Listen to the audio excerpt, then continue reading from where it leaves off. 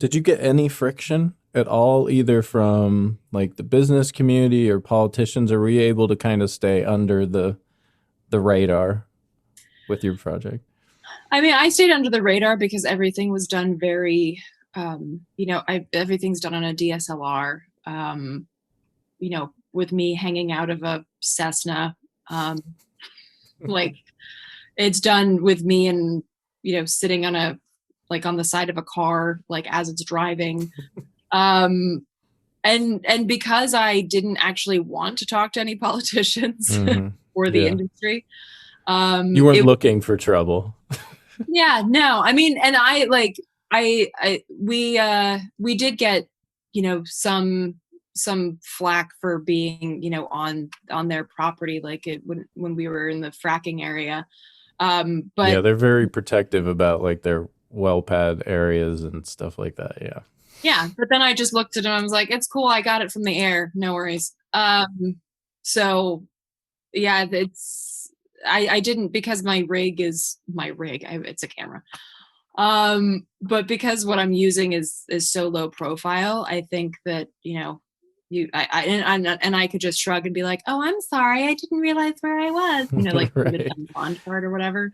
You weren't So yeah, drawing attention with like a crew and lights right. and yeah. I wasn't walking in there with craft services and Yeah, I mean, actually, that's probably good advice for just in general, because if you're an outsider coming into a community, right, as a filmmaker, as a storyteller, you probably want as low profile as possible, right? Because people can get shy as well too. Like your interviews might not be as good if you've got like a whole rig, like a whole shoulder thing and everything coming at people. Like that might not work. Your interviews might not be as intimate as the ones that you got. Yeah, no, that's a good point. And actually something that I've learned, in the like probably like the 6 or 7 years that I've been doing interviews on camera is like just start, and actually I learned this in the recording industry too. Just hit record while you're still shooting the shit. And then be like, hey, let's do a practice take. I'm not even recording. And then that'll be like probably the best one. If the band is one of those like Fear of the Red Light bands. But it's the same thing with like talking to people. Like I oftentimes tell people like, you're welcome to look into the camera, but you're welcome to look at me. And like, the camera's right here. So for the most part, nobody's looking at the camera. Hmm. Everyone's looking at me, which is fine because I want it to feel like a conversation. And so what I usually do is I usually just press record, and then they usually just forget that I didn't tell them I tell them I'm recording and everything like that, but they usually forget by the time the actual interview starts because we've been hanging out. It Hmm. makes it more of a pain in the ass for editing because you have to get rid of all the shit where you're talking about your dog or stuff. But it just makes it more personable, and it makes the person feel like you're not just coming to extract a story and then run off. Hmm. Like you actually want to hang out with them. You actually want to hear their story or look at their photo albums or whatever. And I actually do, because I don't have like, I don't want to just extract stories. I think that's creepy. Hmm. um and so I think like it is like, if you have to have a bigger rig, like I totally get that, but then like spend some extra time just hanging out and talking to people and asking them about their hobbies and stuff. Like, don't go straight to the, so how did it feel to have that compressor station on your land? Yeah. You know, like, Yeah, good point. And if you need like a big rig, maybe like a really long lens so it can be like way in the background, right? Not like right in their not face. right there. Yeah, I think that's really important because sometimes I mean not so much now because with digital we kind of have the luxury of running and running and running, and it's just ones and zeros at the end of the day. But sometimes you can tell when the person that's being interviewed is not so comfortable, right? Maybe there's a little guard there, a little wall there. I think it's interesting what you were saying about extracting and leaving, because that sounds like certain industries coming into communities. Yep. I'm coming in, I'm getting what I want, and you're going to deal with the consequences. Yeah. Yeah. And I think like, it is, I've seen this a lot, like especially on the when I've been on the other side, like when I've been on the front lines and there's, like the Washington Post or something that wants to come interview people, they'll just waltz in like they own the place and tell you where to stand. And there have been times where it's actually like almost come to blows because people are like, look, no, if you want the interview, you do it on our time and on our terms. Respect. How about some respect? Right, right. And I so, wonder why people are like mad at the media like these days. Like, right. And I actually have a sticker on my computer that says, I'm one of the journalists you can trust. Um, because there is just like this, it's super problematic. It's like, look, I have a deadline. I don't care about you as a person. I just care about your experience with this horrifying trauma. And it becomes, not only does it become like trauma porn, but it also just becomes like, this incredibly extractive exchange. And, I wanted it to be something where I could be friends with these people. And, I still am. Like I recently went and saw one of the people that's in the film and, dropped off a little care package because oh they're a wow. Jewish mother. But like I want these to be relationships that I have moving forward. So, and I felt that it was, the first people that saw the film were the people who were in the film, because I was like, I want you to tell me that I did right by you, because if I didn't, then I need to go back and, re-edit something so that you feel that your story comes across well. So yeah, the definitely like foremost in my mind was not being extractive and making sure that they're telling their stories and that I'm just there filming it. I'm not telling them for them. Yeah, and that's good advice for all of us. We can, if we show some mutual respect and actually get to know one another, have a conversation, we might actually make a little progress in, in some areas, right? Okay, so tell me, give me your timeline basically on the film, like when you started filming, editing, once it was done. Did you have other people look at it and give you feedback? Like, how long was that process? Walk me through a little bit of your timeline of post production. So was there in October of 2019, October into November of 2019.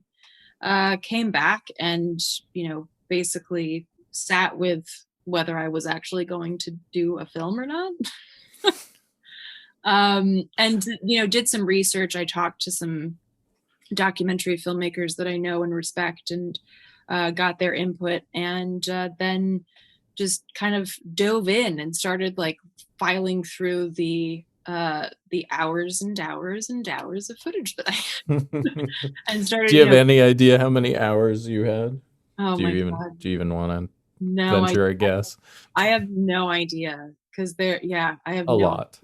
a lot, because it was basically like every day for, a few weeks, just basically filming every day and doing like seeing something new every day. And yeah, so Yeah. but yeah, so after that, basically it was just like hardcore focus on the editing and basically like all of December and January. Did you edit yourself? No, no, Okay. I am not.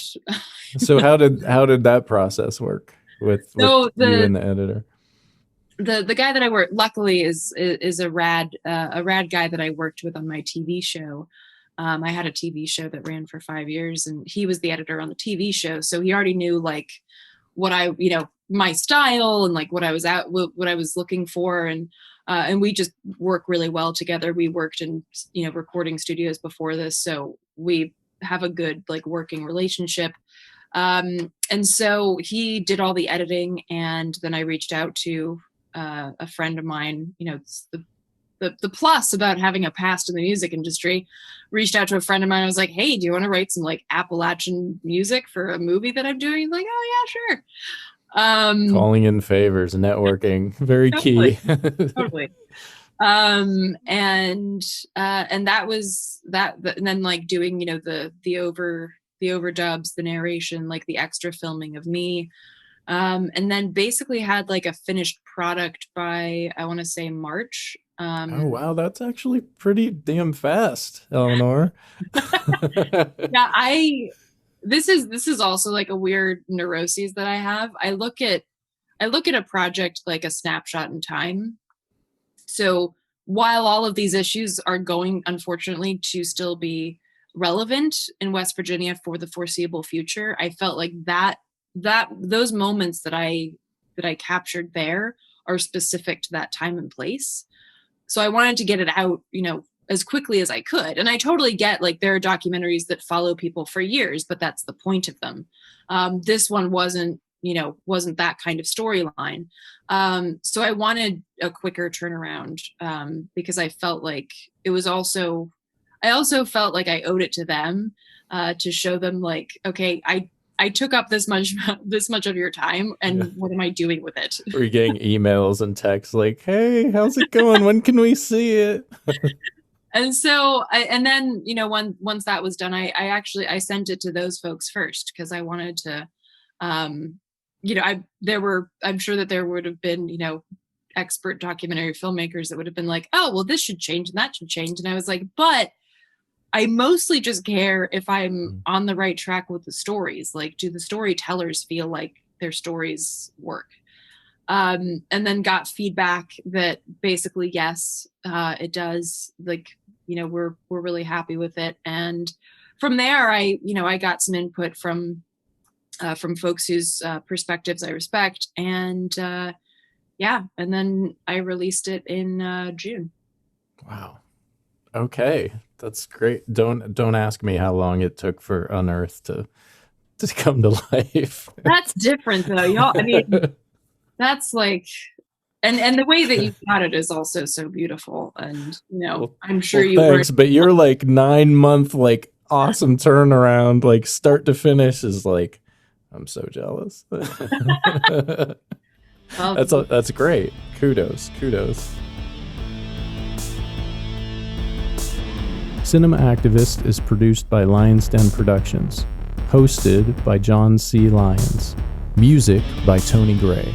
Support the efforts of Lions Den Productions by becoming a patron at patreon.com/Lions Den Productions. Thank you for listening. We'll be back soon.